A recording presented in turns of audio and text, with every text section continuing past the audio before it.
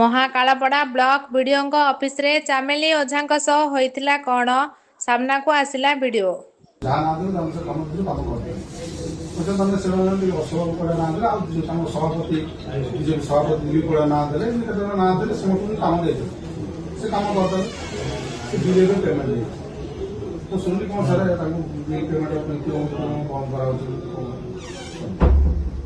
ଦୁଃଖର କଥା ସେମାନେ ଲିଷ୍ଟରେ ମୋରି ପଚାଶ ପଇସା ମୁଁ ତାଙ୍କୁ ବିଲ୍ କହିଲି ମୋର ପ୍ରତିଶତ ନାହିଁ।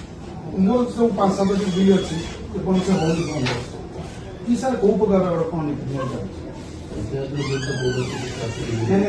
ଆପଣଙ୍କର ଆସିବା କଥା ପଡୁନି। ଆପଣ ସେଇ ଡ୍ରେସ୍ ମୁଁ ଦେଇ କରୁନାହାନ୍ତି ବିଡକୁ କୁହନ୍ତୁ। ସେମାନେ ମୋରି 50% ସେମାନେ କାମ କଲେ ସେ ବିଲ୍ ନେଲେ କିନ୍ତୁ ମୋର ଯୋଉଟା ମୁଁ ଯୋଉଟା କରୁଛି ସେଇଟା ମୋ କରାଉଛି। ମୁଁ ତାଙ୍କୁ ଡାକିକି କାମ ଦେବି। ଆପଣ ଯୋଉ ଏଜେନ୍ସି ନାଁ କହିଲେ ସେ କହିଲେ ଭିଡିଓ କହିଲେ ମତେ ଆପଣ ସେତେବେଳେ ଏବେ ସାର୍ ବିଲ୍ ହେଲା ବିଲ୍ ହେଇଗଲା କିନ୍ତୁ ମୋର ଯୋଉ କାମ ଅଛି ସେ ସାର୍ ବନ୍ଦ ହେଇକି ରହୁଛି ଯାଉନାହାନ୍ତି କାମ ହଉନି।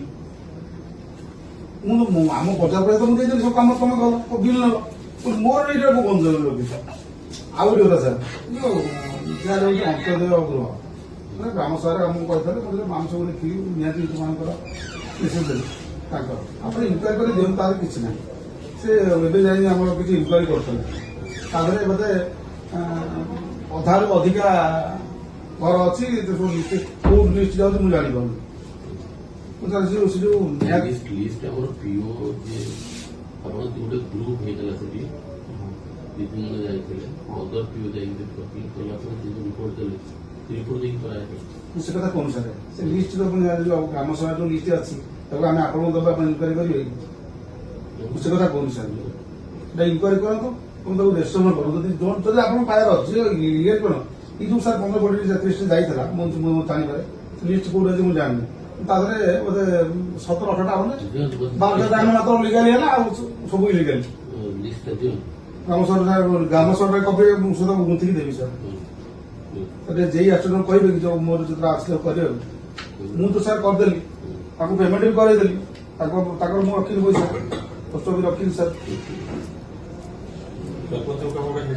ମୁଁ ଯୋଉଟା କାମ ବନ୍ଦ କରି ରଖା ହଉଛି ସାର୍ ଗୋଟେ ପ୍ରଧାନମନ୍ତ୍ରୀ ଆଦର୍ଶ କହୁଛନ୍ତି ଫାଇଲ ବ୍ଲକ କହୁଛନ୍ତି ସେ ଫାଇଲ ଦେବ ଗୋଟେ ରୋଡରେ 5 ଲକ୍ଷ ଟଙ୍କା ଯାଇଛି ସେ ବିଲ୍ 3 ଲକ୍ଷ ଟଙ୍କା ହେଇଛି ଅଧିକ ଟଙ୍କା ବଳି ପଡିଛି ସେମାନେ ଯେଇ ଆକ୍ସିଡେଣ୍ଟ ଲେଖିଦେବେ ସେ ଆଉ ନୂଆ ପ୍ରୋଜେକ୍ଟ ଫାଇଲ ରେଜିଷ୍ଟର ଦେବେ ସେ କଥାକୁ ସାର୍ ହେଇପାରୁନି। 2 ଲକ୍ଷ ଟଙ୍କା ସାର୍ ବଳିଲା ତାର ଏଗ୍ରିଷ୍ଟ ଆଉ ଗୋଟେ ଡିଟେଲ ସେଟା ପାସ୍ ହେଇଯିବ କାମ ବି ହେଇଯିବ ସେ ପଇସା ରିଜେକ୍ଟ ହେବ ସାର୍।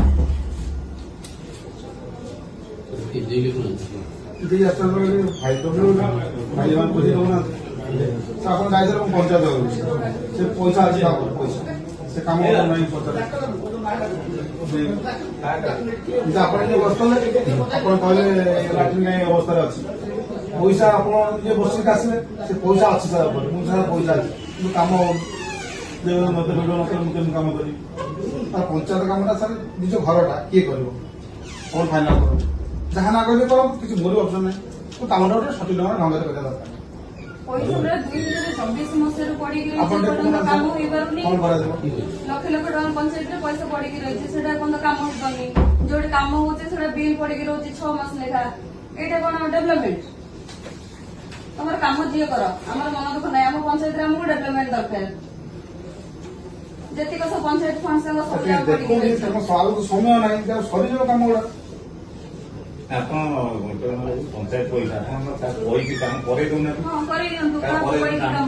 କରିବି ସେ କଥା କରେଇଦେଲେ ଯିଏ କଣ କିଛି ନାହିଁ କାମ ହେଇଯାଉଛି। ଆମର ଗୋଟେ କଲ୍ୟାଣ ମଣ୍ଡପ ବିଲ୍ ପାଇଁ ବୋଧେ ମୁଁ ଆସିଥିଲି 29 ତାରିଖ ଦିନ। ମୋବାଇଲ କଣ ଅଫିସ ନା ଏଟା କଣ?